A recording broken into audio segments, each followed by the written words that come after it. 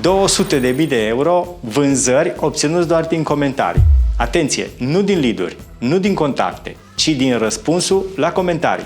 Cum e posibil? Privește până la final și îți detaliez. Datorită unui sistem de vânzări cu CRM bine pus la punct și al unei strategii pentru gestionarea comentariilor, am putut crea o comunicare eficientă și răspunsuri clare la postările publicitare, acolo unde sunt potențialii clienți.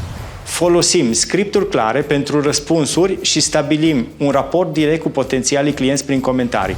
Astfel, transformăm un comentariu într-un lead prin obținerea unui număr de telefon. Din lead-uri, echipa noastră programează întâlniri și transformă oportunitățile în vânzări reale, demonstrând importanța fiecărui comentariu.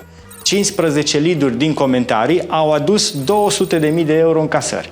Persoanele nu au oferit inițial număr de telefon. Am interacționat prin comentarii chiar și când acestea erau critice. Toate comentariile au fost văzute ca oportunități, deschizând dialoguri private. Gestionarea strategică a comentariilor, combinată cu răspunsuri bine gândite și comunicare personalizată, transformă interacțiuni aparent nesemnificative în vânzări reale. Descoperă Magnify System, metoda care a propulsat companii în top în doar 2 ani.